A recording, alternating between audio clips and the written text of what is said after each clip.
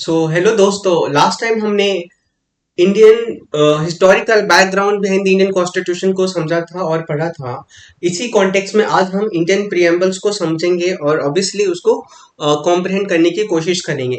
Preamble का जो portion है इंडियन पॉलिटी में काफी इंपॉर्टेंट है एग्जाम के कॉन्टेक्स्ट से। कई बार हम उनमें से डायरेक्ट क्वेश्चंस देखते हैं, डायरेक्ट वर्ड्स रिफ्लेक्ट होते हैं आपके एग्जाम्स में।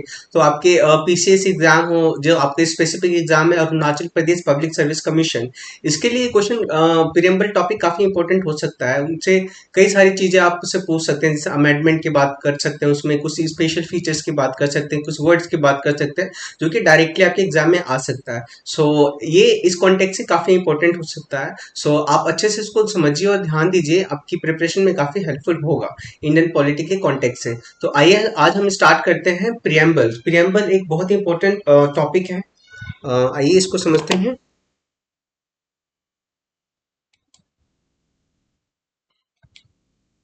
यस, टॉपिक को स्टार्ट करने से पहले मैं आपको बताना चाहूंगा, हमारे यहाँ पे ऑफलाइन क्लासेस में कुछ कोर्सेज चल रहे हैं जो आपकी अरुणाचल प्रदेश सर्विस कमीशन के लिए काफी हेल्पफुल है और बच्चों ने ज्वाइन किया हुआ स्टूडेंट और they are getting benefit of it.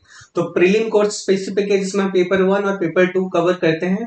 Paper one आपको मालूम है general study, paper two CSAT. और इसके फीचर्स में देखो, लाइव क्लासेस मिलेगी आपको, recording of the live classes मिलेगी, इंटरव्यू गाइडेंस मिलेगा, वीकली टेस्ट मिलेगा, PDF notes, practice quiz, mock test. और ऑब्वियसली जो हम पढ़ाने वाले और people are having good experience and we have actually also provided mentorship to the many student and those who have qualified the different exams. इसके साथ दूसरा जो कोर्स है हमारा प्रीलिम कम मेंस एग्जाम्स। उसमें हमारे सारे आपके जीएस के 4 पेपर, ऐसे राइटिंग पेपर, इंग्लिश क्वालिफाइंग, इनको भी हम यहाँ पे करा रहे हैं। इसी कॉन्टेक्स्ट में हम भी चाहते हैं कि आप भी ऐसे कोर्सेज का बेनिफिट लें और अपनी प्रिपरेशन को काफी ज्यादा अच्छा करें। यस, और अपनी स्ट्रैटेजी बनाने के लिए, अपनी स्ट्रैटेजी को किस तरह से आप इफेक्टिव बनाए, उससे रिलेटेड जानकारी, किसी तरह की गाइडेंस या मेंटोरशिप के लिए आप हमसे जुड़ सकते हैं हमारे व्हाट्सएप चैनल के थ्रू, जो कि क्यूआर कोड यहाँ पे विजिबल है। तो आप इसको स्कैन कर लीजिए, इसकी फोटो लीजिए और हमसे जुड़िए और हम आपकी प्रिपरेशन में, स्ट्रैटेजी फॉर्मुलेशंस में, सब्जेक्ट को समझने में काफी हेल्पफुल होंगे और obviously we are doing that. तो आइए हम अब स्टार्ट करते हैं अपना topic. Yes, preamble of the constitution. देखिए प्रियम्बल क्या है।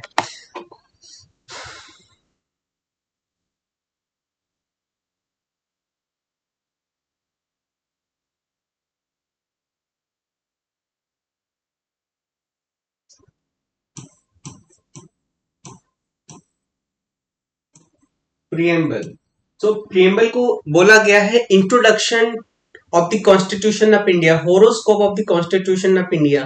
अगर हम कॉन्स्टिट्यूशन ऑफ इंडिया की बात करें, उसको समझने की कोशिश करें, तो हमें उसका इंट्रोडक्शन होना जरूरी है। तो प्रियम्बल क्या है? प्रियम्बल इंट्रोडक्शन है कॉन्स्टिट्यूशन का, कि भाई कॉन्स्टिट्यूशन ऑफ इंडिया क्या है, किस तरह की आइडियल सोसाइटी की बात करता है, किस तरह की सेट ऑफ गवर्नमेंट सिस्टम की बात करता है, पावर कहाँ से ड्राइव्स करता है कॉन्स्टिट्यूशन, क्या होगा पावर का स्ट्रक्चर, क्या इंपॉर्टेंट कॉन्स्टिट्यूशनल गोल को इन्विसाज करने की कोशिश करता है कॉन्स्टिट्यूशन से, social, economic, political justice, equality, liberty, democratic society. तो इन सब को जो हम different different articles and schedule and part में डेलिबरेट, काफी ब्रॉडली मेंशन है कॉन्स्टिट्यूशन के अंदर, उनका हम ब्रीफ एस्पेक्ट देखते हैं प्रियम्बल के अंदर। तो प्रियम्बल इस तरह से इंट्रोडक्शन टू द कॉन्स्टिट्यूशन हो जाता है कि प्रियम्बल में जो बातें लिखी गई हैं एक पेज पर, वही सारी बातें आपकी ब्रॉड वे में, कॉन्साइज वे में, आपकी पूरे कॉन्स्टिट्यूशन में डिफरेंट आर्टिकल के थ्रू रिफ्लेक्ट होती है। तो प्रियम्बल को जानना बहुत ही ज्यादा जरूरी है कॉन्स्टिट्यूशन को समझने के लिए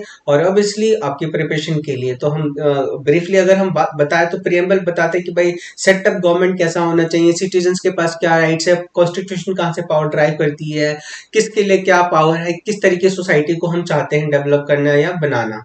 तो आइए हम समझते हैं।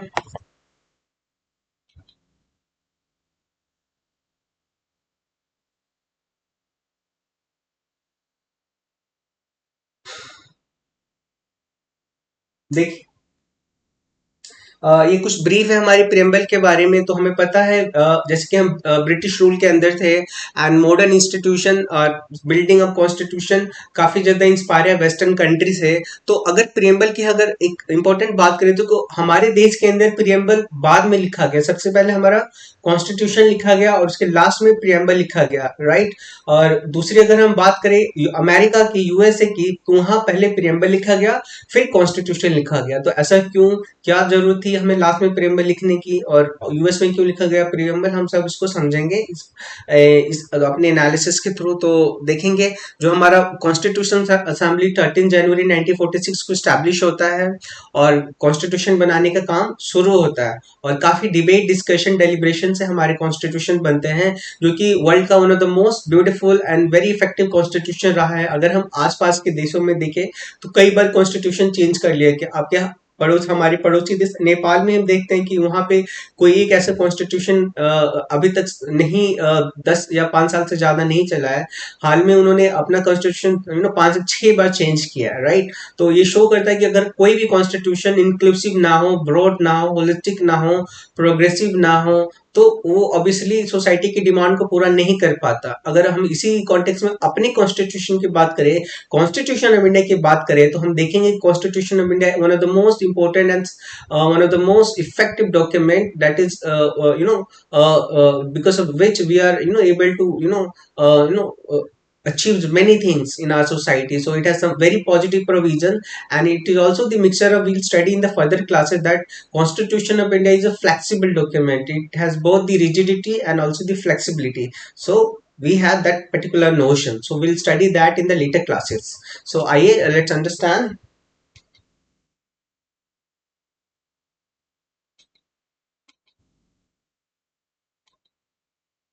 या इंग्रेडिएंट की अगर बात करें कि क्या ऑब्जेक्टिव है प्रियम्बल्स का, तो प्रियम्बल के कुछ ऑब्जेक्टिव है जो जिसके लिए प्रियम्बल को मेंशन किया गया है। तो पहला देखिएगा, ये बताता है source of authority of the constitution, कि भाई कॉन्स्टिट्यूशन का सोर्स ऑफ ऑथोरिटी कहाँ है, कॉन्स्टिट्यूशन कहाँ से अपनी ऑथोरिटी ड्राइव करता है जिसपे पूरी सोसाइटी रन करेगी। तो हम देखेंगे people of India, citizen of India. Source क्या है, पीपल ऑफ इंडिया, याद रखिएगा एग्जाम में आ सकता है।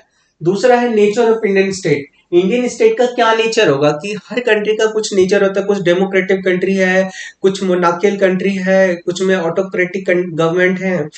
तो हमारे इंडिया का क्या नेचर होगा, तो हम देखेंगे किस तरह की बात करता है हमारी नेचर की, sovereign, sovereign, socialist, secular, democratic, republic. तो हमारे नेचर कैसा होगा, सोबरन होंगे, सोशलिस्ट होंगे, सेकुलर होंगे और रिपब्लिकन फॉर्मेट होगी। ऑब्जेक्टिव क्या है कॉन्स्टिट्यूशन का, specify justice, liberty, equality and fraternity as some of the most important objective. उसके बाद देखेंगे date of adoption. Date of adoption क्या था, नवंबर 26 1949 को हमने कॉन्स्टिट्यूशन को अडॉप्ट किया था एक्चुअली, बट इफेक्ट कब हुआ याद रखिएगा, लागू कब किया गया, 26 जनवरी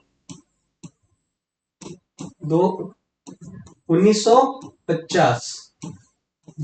तो इसलिए हम 26 जनवरी को रिपब्लिक डे भी मनाते हैं।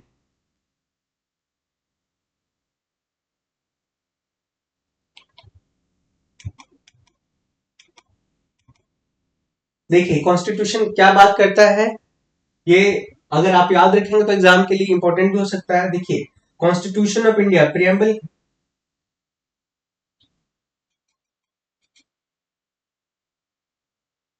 प्रियम्बल बोलता है we the people of India having solemnly resolved to constitute India into sovereign, socialist, secular, democratic republic, and to secure to all its citizens justice, social, economic, and political liberty of thoughts, expression, belief, faith, and worship, equality of status and opportunity, and to promote among them all fraternity, assuring the dignity of the individual and the unit and integrity of the nation.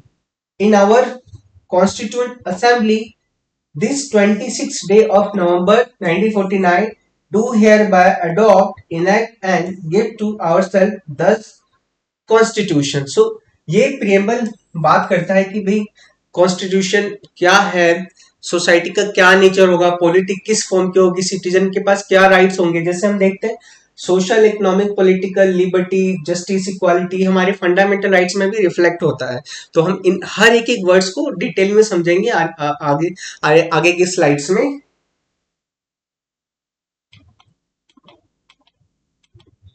Yes, तो पहला जो हमारा important word है sovereign. देखिए sovereign बहुत ही ज्यादा important word है। जैसा कि हमें पता है India was colony of the Britishers and they actually exploited us, they dominated our economy, polity and society. So actually they were having the domination in almost every sphere, so they exploited us, right? But when we became independent on 15th August 1947, so constitution हमें जरूरत थी society को run करने के लिए। तो जो preamble में हम देखते हैं कि इंपॉर्टेंट वर्ड सॉवरेन, इसका मतलब क्या है? So India is independent, there is no above authority over India. India के ऊपर कोई तीसरी या दूसरी पावर नहीं है, अपने डिसीजन लेने में खुद सक्षम है। कोई एक्सटर्नल इंटरफेरेंस नहीं है इसके डिसीजंस लेने में। हम पहले थे कॉलोनी, ब्रिटिश हमारे लिए डिसीजंस लेते थे बिकॉज वो हमारे ऊपर डोमिनेट कर रहे थे। बट जब हम आजाद हुए तो हमारे पास एक खुद अपना राइट है, हम अपने फैसले खुद लेते हैं। हम कई तरह के इंटरनेशनल जैसे यूनाइटेड नेशन हो, G20 हो, वहां पे India as a independent members exist करता है। So there is no any other above authority over India, right? India is independent in taking its decisions. So implied India is neither a dependency nor a dominion of any other nation but independent state. So किसी के अंदर नहीं है, किसी पे depend नहीं है, हम एक इंडिपेंडेंट स्टेट है। There is no above authority, ये नहीं कि यूएस हमारे ऊपर है या ब्रिटेन है हमारे ऊपर, वो बोलेंगे जो हम करेंगे, नहीं, ऐसा नहीं है। हम इंडिपेंडेंट है, हम अपने फैसले स्वयं लेते हैं, खुद करते हैं, चाहे हमारी किसी भी तरह के हमारे इंटरनल इश्यूज हो या हमारे एक्सटर्नल इश्यूज हो, we take our own decisions. So we are free to conduct own affairs. So remember both internal and external. No, in 1949 India declared the continuation of our full membership for the some of the important international organization and Commonwealth of Nations. उसके बाद अब देखिए constitution declaration does not affect India sovereignty in many manner. अगर हम किसी international forum या agency के member भी बनते हैं, इसका ये मतलब नहीं कि हम उनकी हमारे ऊपर डोमिनेट करेंगे, नहीं, कदा भी नहीं, right? So being sovereign state, India can either acquire a foreign territory or cede a part of its territory to favor of foreign states. So अगर हम सोवेरियन हैं, ऑब्वियसली वी आर सोवेरियन, इसका एक और हमारे पास राइट है कि हम अब कोई भी फॉरेन टेरिटरी को एक्वायर कर सकते हैं वॉर के साथ या exchange, friendly exchange of land के साथ। जैसे हमने 2011 में किया था लैंड बाउंड्री एग्रीमेंट, जो बांग्लादेश से कुछ लैंड हमने लिए थे और अपने लैंड कुछ दिए थे, ये कुछ एग्रीमेंट। तो we can do some friendly exchange of the territory. So this also indicate that we are a sovereign power.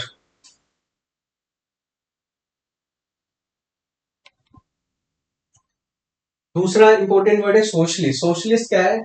Socialist is one of the form of the government जहां पे everything is under the state control, nationalisation of everything, there is no private entity. So जब हम आजाद हुए तो हमारी condition socio economically काफी backward थी, we were one of the most poorest country in the world. So ऐसे case में सरकार की हमें सख्त जरूरत थी ताकि सरकार आए और हमें हेल्प करे और हमारी पॉवर्टी बैकवर्डनेस को दूर करे।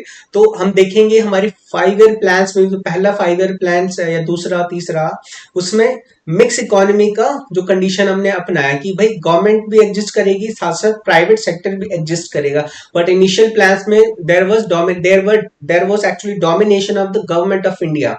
Jawaharlal Nehru himself was a very much influence from the USSR notion of socialism। जो जो सोशलिज्म है, जिसका अल्टीमेटली गोल है आपका मार्क्सिस्ट सोशलिज्म, जो जाता है कम्युनिज्म की तरफ। एक्चुअली में हमारा सोशलिज्म वैसा नहीं है, हमने डेमोक्रेटिक सोशलिज्म को अपनाया, जो कि डेमोक्रेटिक कॉन्स्टिट्यूशन के थ्रू है। जैसे सोशल इकोनॉमिक, सोशल इक्वालिटी की बात करते हैं, इकोनॉमिक इक्वालिटी की हम बात करेंगे, minimization of concentration of poverty को रिड्यूस करेंगे। तो इस तरह का नोशन है। तो सोशलिस्ट हमने वर्ड भी 42nd अमेंडमेंट 76 में ऐड किया। तो 97 42nd अमेंडमेंट इंपॉर्टेंट है, आपके एग्जाम में डायरेक्ट क्वेश्चन आ सकता है कि 42nd अमेंडमेंट से कौन से वर्ड्स प्रियम्बल के अंदर ऐड किया गया। तो तीन वर्ड्स ऐड किए गए, पहला सोशलिस्ट, सेकुलर एंड इंटीग्रिटी। याद रखिएगा, आने वाले आगे में हम देखेंगे में बाकी वर्ड। सोशलिस्ट ऐड किया गया है 42nd कॉन्स्टिट्यूशनल अमेंडमेंट, याद रखिएगा, ठीक है। सो हमारा किस तरह का सोशलिज्म है, डेमोक्रेटिक सोशलिज्म। सो जो भी सोसाइटी में सोशल इक्वालिटी की बात हो, सोशल इनइक्वालिटी, सोशल इंक्लूजन की बात हो, और इकोनॉमिक इक्वालिटी की बात हो, तो सारा डेमोक्रेटिक मीन से होगा, ये नहीं आर्बिटरी एक्शन होगी गवर्नमेंट की। सो कम्युनिस्ट सोशलिज्म की तरह नहीं है जहां पे nationalisation of all means of production होता है, गवर्नमेंट के अंदर कंप्लीट पावर लोगों को उनके नीड्स के अकॉर्डिंग मिलता है, ऐसा नहीं है हमारे यहाँ पे। डेमोक्रेटिक सोशलिज्म क्या है, it actually hold faith in the mixed economy, right? तो we have a mix economy जहां पे प्राइवेट एंटिटी भी है और गवर्नमेंट एंटिटी भी है, दोनों एक साथ मिलकर काम करते हैं, और जो सोशल जस्टिस हो, इकोनॉमिक जस्टिस हो, को हम अचीव करने की और रियलाइज करने की कोशिश करते हैं।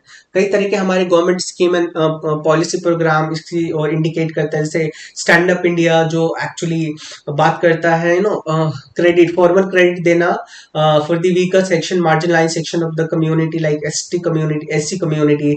Similarly, we have Eklavya Model Residential School for the tribal students, and there are a number of scheme for the tribal section of the society and also the other marginalized section. So this is also boosting and also trying to achieve the status of so-called social justice, social equality, right? So this is very important. अभी भी government अब कई सारे domain में, जैसे आपको PDS system है, working of public distribution system, जो फूड ग्रेन्स राशन जो हमारे सिटीजन्स को दिए जाते हैं, ये गवर्नमेंट कौन करेगा? ये भी एक एग्जांपल है socialist nature of the government. किस तरह की भाई सरकार है, सरकार लोगों को खाना भी दे रही है, रोजगार भी दे रही है, छत भी दे रही है। प्रधानमंत्री आवास योजना हो, आपका मनरेगा स्कीम हो, नेशनल फूड सिक्योरिटी एक्ट हो, ये शो करता है role of government in the society and in the state. So this is how government is trying to bridge this social inequality and making society equal.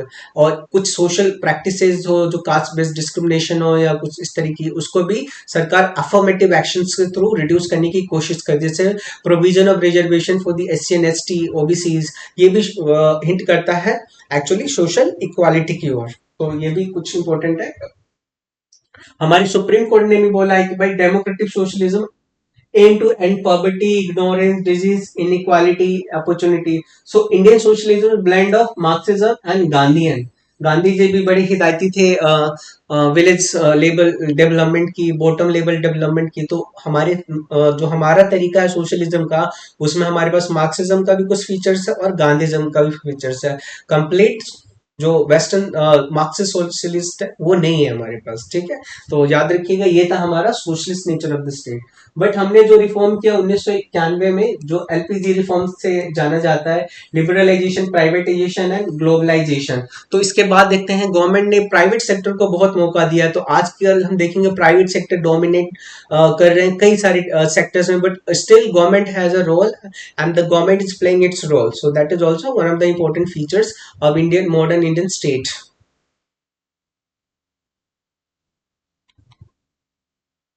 Now the very important word secular.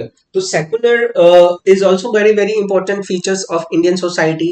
Just as we are a multi-diverse country, we are a multilingual, multi-religious, multi-ethnic country. जो हमारे यहाँ पे world की some of the most prominent religion exist करती है, Hinduism हो, इस्लाम हो, Christianity हो, बुद्धिज्म हो, जैनिज्म हो, सिखिज्म हो, इतनी सारी डाइवर्सिटी होना रिलीजन के नाम पर, बट सब लोग we have a notion of living in peace and harmony, unity in diversity. तो ये क्या है, ये हमारा सेकुलर नेचर है स्टेट का। लोगों में तो है ही, शासक कॉन्स्टिट्यूशन में भी बात है कि we India is a secular state. So यहाँ पे there will be separation in between the government and the religion, but in Indian context it is a bit different. Will talk about see what happen. हम देखते हैं कि जो western notion of secularism है और जो इंडियन नोशन ऑफ सेकुलरिज्म है, इसमें डिफरेंस है। क्या डिफरेंस है? वेस्टर्न नोशन सेकुलरिज्म जो है आपका, देखिए वेस्टर्न सेकुलरिज्म ये कंप्लीट सेपरेशन की बात करता है, कंप्लीट सेपरेशन किस चीज में? रिलीजन में और स्टेट में, मतलब गवर्नमेंट बोल दो आप। कंप्लीट सेपरेशन, तो वेस्टर्न नोशन बोलता है कि भाई बिल्कुल सेपरेशन होना चाहिए, किसमें, स्टेट में, गवर्नमेंट में और रिलीजन में। But Indian notion of secularism different है, यहाँ पे गवर्नमेंट में हम नहीं देखते कि गवर्नमेंट का कंप्लीट सेपरेशन है आपका रिलीजन में और स्टेट में। हम देखेंगे अभी राम मंदिर का उद्घाटन हुआ तो प्रधानमंत्री खुद गए, जो कि रिफ्लेक्ट करते हैं गवर्नमेंट को। तो एक क्यों नहीं है हमारे पास इस तरह का, हमारा जो नोशन है प्रिंसिपल डिस्टेंस मोशन नोशन बोला गया, इसका मतलब क्योंकि रिलीजन के नाम पर कई सारी कम्युनिटी में हम देखते हैं कुछ ऐसी प्रैक्टिसेस है जो प्रोग्रेसिव नहीं है, जो ऑब्वियसली सबऑर्डिनेट करती है एक पर्टिकुलर जेंडर को और ऑब्वियसली उनके राइट्स को वायलेट करती है। तो ऐसी चीजों को एड्रेस करने के लिए गवर्नमेंट आती है रिलीजन डोमेन में और उसको एड्रेस करती है, बैन करती है through the laws and the other actions, right. For example banning of triple तलाक, उसके साथ हम एक और चीज, banning of untouchability can not be practice in India.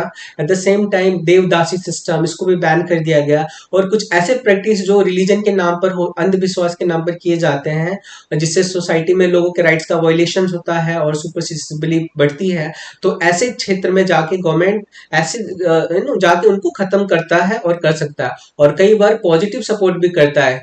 Okay, जैसे minorities, there are number of schemes, program, policy for the minority, right? So that's also good. So here government is playing positive role in the domain of religion. It is not playing the complete separation kind of a practice that actually exists in the western sphere, right? So here तो government का positive role है religion के अंदर, negative role नहीं है, right. तो ये हमारा है सर्वधर्म संभाव के भावने वाला सेकुलरिज्म, जहां पे गवर्नमेंट सब रिलीजन को इक्वली ट्रीट करती है, किसी को डिस्क्रिमिनेट नहीं करती, सबको एक समान देखती है, किसी से किसी तरह का डिस्क्रिमिनेशन है। तो this is the beauty of Indian notion of secularism.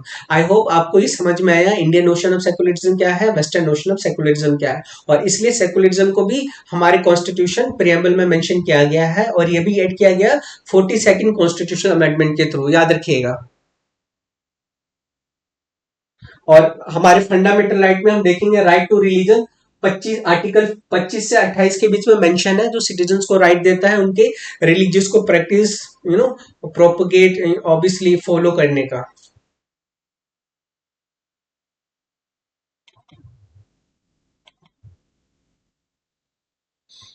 Next है हमारा डेमोक्रेटिक सिस्टम। सो एक इंफॉर्मेशन ऐड करना चाहूंगा कि भाई सेकुलर जो वर्ड था वो इंदिरा गांधी के टाइम पर ऐड किया गया था। सो डेमोक्रेटिक सोसाइटी कैसी सोसाइटी है, डेमोक्रेटिक। हमारी सोसाइटी ऑटोक्रेटिक नहीं है, मोनार्कियल नहीं है।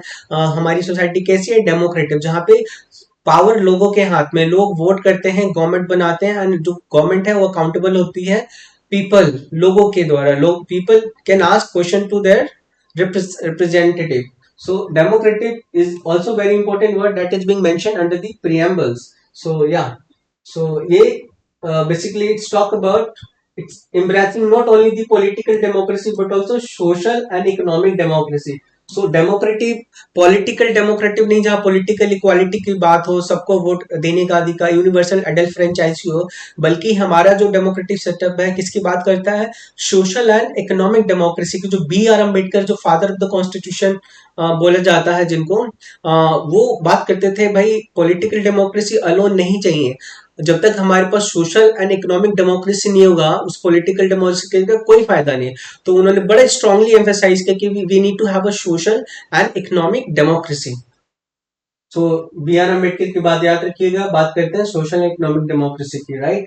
सो political democracy can not last unless there lies at the base of social democracy. क्यों? क्योंकि सोसाइटी में देखते हैं we have hierarchical nature of society, we have a system of caste and other practices that is not good as far as the progressive modern state is concerned. So what does social democracy means? क्या है?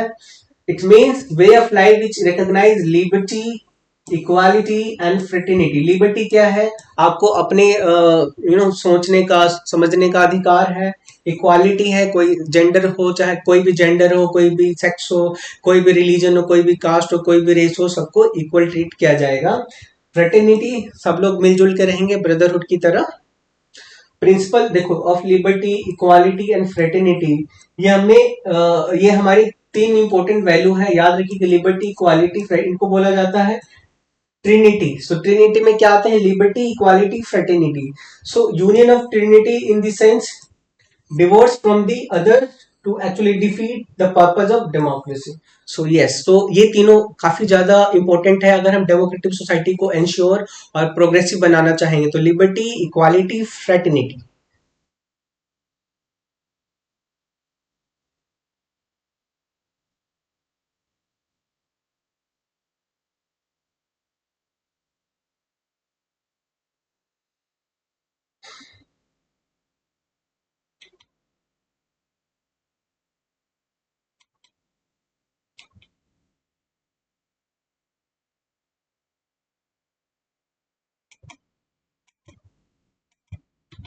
Yes, जो next important word है Republic. So important word देखिए, Republic. Republic एक बहुत ही important characteristic है democratic state की, जहां पर head of the state is actually elected directly indirectly by the people of the country, right. But कई सारी कंट्री में हम देखेंगे हेड ऑफ दिस, जैसे यूके, यूके में हेड ऑफ द स्टेट क्या है? मोनार्क, जो किंग है अभी फिलहाल। तो वो he is not a direct और indirectly representative of the people, he just hereditary वहां पे हेड ऑफ द स्टेट बना जाता है। तो UK is not a republic, India is a republic, because हमारे यहाँ पे जो हेड ऑफ द स्टेट होते हैं, प्रेसिडेंट ऑफ इंडिया, वो इनडायरेक्टली सिटीजन्स ऑफ इंडिया को रिप्रेजेंट करते हैं। उनका इलेक्शंस भी अगर होता है तो हम देखते हैं इनडायरेक्टली पीपल पार्टिसिपेट। जो मेंबर ऑफ लेजिस्लेटिव असेंबलीज है और जो मिनिस्टर ऑफ पार्लियामेंट है, both the houses, they participate and they appoint the president. So president is indirectly representative of the people. So that's the meaning of republic.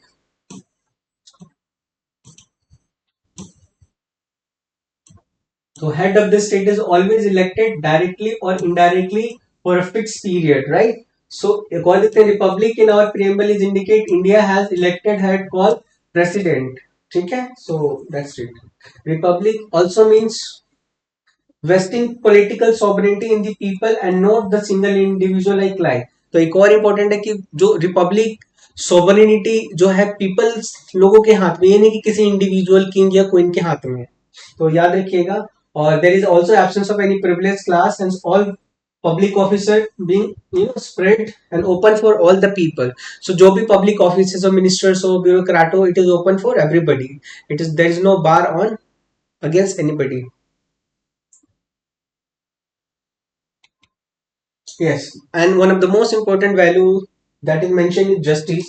So हमारे एक scholar John Rawls वो बोलते हैं कि justice is the first virtue of social institutions. So justice should be one of the most important aspect for any country, any society, for its existence, right? It should be inseparable part of any society. तो justice भी ensure करता है constitution बात करता है social, economic, political justice की, right. तो justice is important word. So preamble also embraces three distinct form of justice: social, economic and political, right? Social justice हमें पता है कि हमारे यहाँ पे we had a caste based discrimination, we have a different religion, and at the same time we have different race and different practices that coexist. But कई सारे irrelevant है, सुपरस्टिशियस है, डिस्क्रिमिनेटरी है, तो उनको खत्म करना। Female patriarchal, we have a patriarchal structure patriarchal structure of society जो वुमेन्स को सबोर्डिनेट करती है।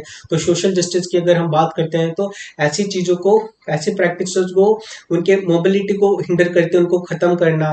प्रोविजन ऑफ रिजर्वेशन लाना, जो जिससे जो लोअर सेक्शन है सोसाइटी का उनको भी मौका मिले, अपॉर्चुनिटी मिले और वो भी अपनी सोशल इकोनॉमिक स्टेटस को इम्प्रूव कर सके। तो उसमें सोशल जस्टिस की बात करेंगे। इकोनॉमिक जस्टिस भी जरूरी है। Concentration of wealth is not good. अगर कंसंट्रेशन ऑफ वेल्थ होगी तो इनक्वालिटी बढ़ेगी सोसाइटी में इनकम ग्राउंड पर, जो कि it's not good for a country growth and development. तो टैक्सेस इंपोज करती है government, direct taxes, property taxes, so that's also good. And distribution of financial resource to the people, pensions की form में, loans की form में, subsidies की form में। तो ये भी बात करता है आपका कि भाई नॉन डिस्क्रिमिनेट, ये नहीं कि सरकार इकोनॉमिक जस्टिस बस अडानी, अंबानी, टाटा या बिरला को ही हमेशा सपोर्ट करेगी, बल्कि लोगों को, सरकार लोगों के लिए है, लोगों को सपोर्ट करना जरूरी है। तो याद रखिएगा दो चीजें। देखो, social justice and economic justice को बोला जाता है डिस्ट्रीब्यूटिव जस्टिस। सो जब सोशल जस्टिस और इकोनॉमिक जस्टिस दोनों एक साथ आते हैं तो ये बन जाता है डिस्ट्रीब्यूटिव जस्टिस, जो कि एक बहुत इंपॉर्टेंट प्रिंसिपल है जस्टिस की अगर बात करें तो हम। तो पॉलिटिकल जस्टिस तो हमें वही कि there can not be any discrimination, there can not be any privileges associated to any community, any class, any religion, or any particular section of society. All the people will be treated equally. There cannot be any discrimination on these grounds. So सबको rights है vote देने का, public office में contest करने का. Yes, देखो, ideal of justice social economic हमने कहा से इंस्पायर किया है? रशियन रेवोल्यूशन जो 1917 में हुआ था. नेक्स्ट है हमारे पास लिबर्टी. लिबर्टी एक इंपॉर्टेंट प्रिंसिपल है डेमोक्रेटिक सोसाइटी में. So it actually embrace absence of any restraint on activity of individual, right. सो कोई भी किसी तरह की एक्टिविटी जो लेजिटिमेट हो उसमें किसी तरह का कोई रेस्ट्रिक्शन नहीं हो सकता. अगर आपको किसी को सिंगिंग पसंद है, डांसिंग पसंद है, तो करे डांसिंग, सिंगिंग करे. So similarly you say we have LGBT community, so they have liberty, so they can express themselves, right. But at the same time you see we have some sort of also illegitimate practices that cannot be done, in the behind, obviously behind the so called liberty rights. So that need to be restricted. Liberty का मतलब ये नहीं कि भाई अंधाधुन liberty कि आपको जो मना है वो करो, नहीं. हमारे को कॉन्स्टिट्यूशन फंडामेंटल राइट्स में लिबर्टी की बात करता है, प्रीएम्बल में लिबर्टी मेंशन है, बट ये रिस्ट्रिक्शंस के साथ. We have a reasonable restriction. हम अपनी लिबर्टी को एक्सरसाइज इस तरह से करें ताकि किसी और की लिबर्टी इंडेंजर ना हो और हिंड्रेंस ना हो, बल्कि अपनी लिबर्टी को एक अच्छे से हम इस्तेमाल करें. तो ये एक इंपॉर्टेंट प्रिंसिपल होना चाहिए, और जिसलिए हमारे पास आर्टिकल 19 में और डिफरेंट फंडामेंटल आर्टिकल्स में हम देखते हैं कि रीजनल रिस्ट्रिक्शंस की बात कही गई है. Yes, yeah, liberty does not mean license to what to do, like so we have just discussed. So liberty, कुछ आइडिया लिबर्टी, इक्वालिटी, फ्रेटर्निटी कहाँ से हमने इंस्पायर किया है? फ्रेंच रेवोल्यूशन में. ठीक है, तो याद रखिएगा, liberty, equality, fraternity actually inspire from the French revolution.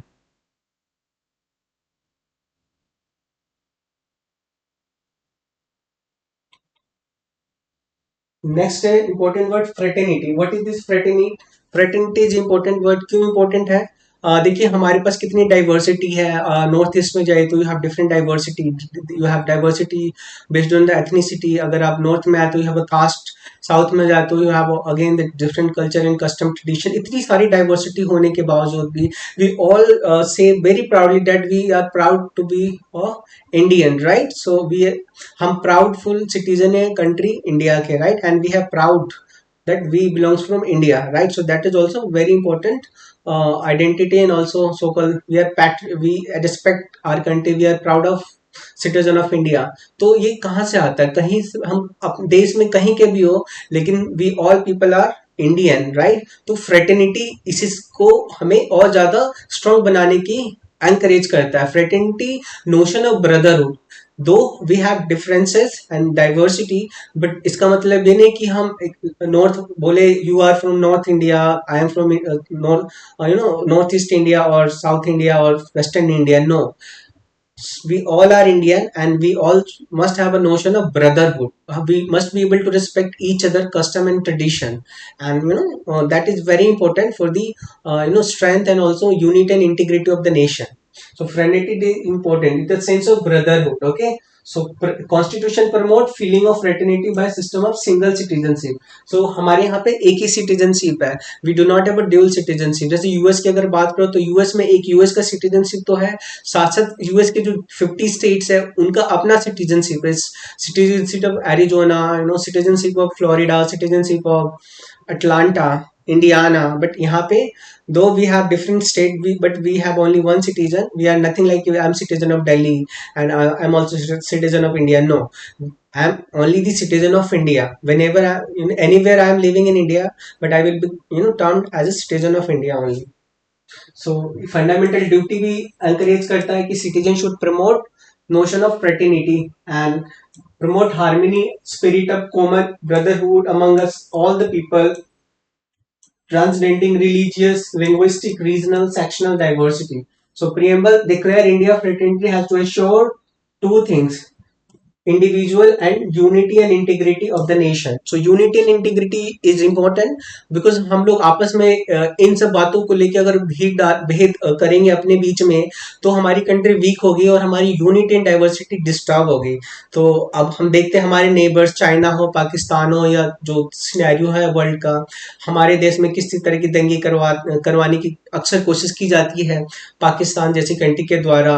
तो we should able to understand, and so therefore it is a very high time that we must actually cherish this value of fraternity, that is brotherhood among all of us. We must respect each other and we must have a positive feeling toward each other. So याद रखिएगा, integrity word भी 42nd constitution amendment से add किया गया। तो 42nd constitution amendment से क्या क्या ऐड किया गया था? तीन बहुत इंपॉर्टेंट वर्ड। कौन से तीन इंपॉर्टेंट वर्ड है? पहला है सोशलिस्ट, सेक्युलर, और उसके बाद एक और वर्ड है जो अभी देखा, इंटीग्रिटी। इंटीग्रिटी क्या है? Unity and integrity. हम सब लोग मिलजुल के रहें, कहीं भी इंडिया में किसी तरह की डिस्टर्बेंस ना हो, पीस एंड हार्मनी बनी रहे, राइट।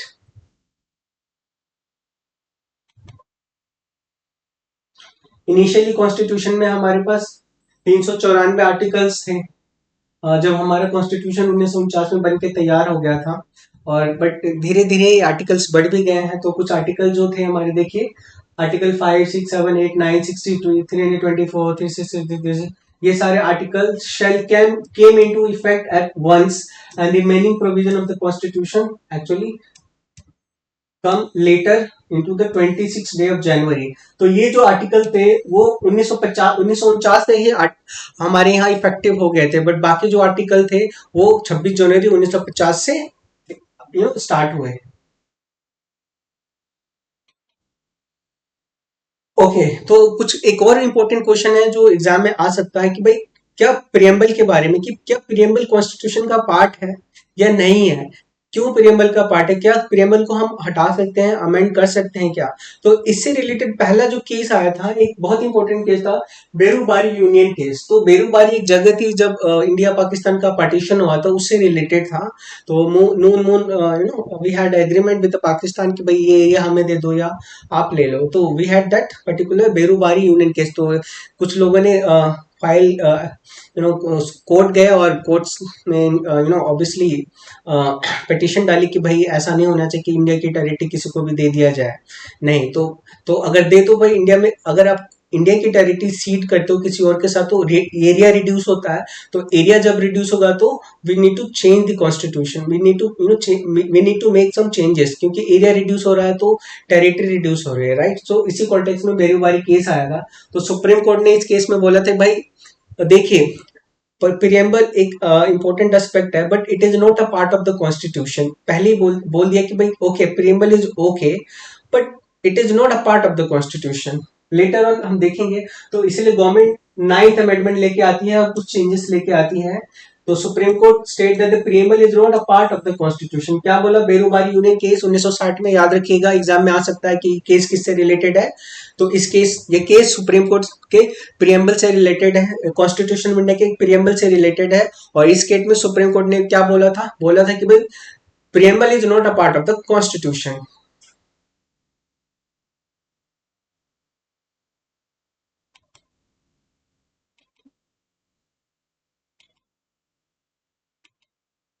या we have important case, Keshav Nanda Bharati case. तो ये इंपॉर्टेंट केस है जो 1973 में आया था। इस केस में फाइनली सुप्रीम कोर्ट ने बोला भाई preamble is one of the most important part of the constitution. It and obviously provisions can be changed, but changes ऐसे भी नहीं हो कि बिल्कुल जो एसेंस है वही चेंज कर दे। तो प्रियम्बल में जब भी कोई चेंज होना चाहे तो हमें ध्यान रखिए कि ये कॉन्स्टिट्यूशन के साथ सिंक में रही है, नहीं कि कॉन्स्टिट्यूशन का एसेंस ही चेंज हो जाए। तो प्रियम्बल पार्ट है, the sacrosanct part and essential part of the constitution. ये बात एडमिट की सुप्रीम कोर्ट ऑफ इंडिया ने केशव नंदा भारती केस 1973 में। तो ये दो केस याद रखिएगा, Berubari union case 1960 and Keshav Nanda Bharati case 1973। तो ये था हमारा प्रियम्बल के ऊपर लेक्चर। आई होप को आपको समझने में हेल्पफुल रहा प्रियम्बल को। और ये आपके एग्जाम के लिए काफ़ी हेल्पफुल होगा। ऐसे ही आगे हम कुछ डेमो लेक्चर और लेके आएंगे जो आपकी प्रिपरेशन में काफ़ी ज़्यादा हेल्पफुल हो सकती है। तो इससे रिलेटेड आप अपनी प्रिपरेशन से रिलेटेड किसी भी तरह की हेल्प और अपनी सपोर्ट के लिए आप हमसे जुड़ सकते हैं नॉर्थ ईस्ट पीसीएस जो का डिस्क्रिप्शन में, जिसका लिंक डिस्क्रिप्शन में है इस वीडियो का और इससे रिलेटेड इंक्वायरी का। So this was the video, a class lecture of preamble. Hope you like it. Thank you for your support. Thank you.